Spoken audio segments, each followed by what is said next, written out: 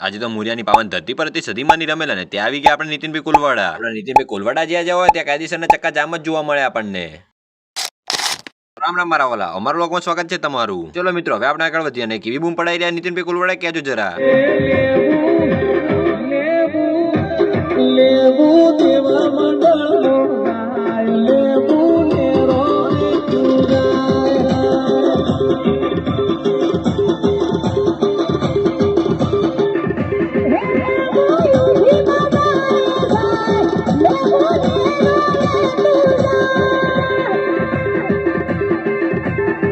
બીજી બાજુ આ બેન બી સરસ ગીત ગાઈ લીધું. આ બેન કોણ છે જરા કોમેન્ટ કરી દીજો તમે ઓળખતા હોય તો.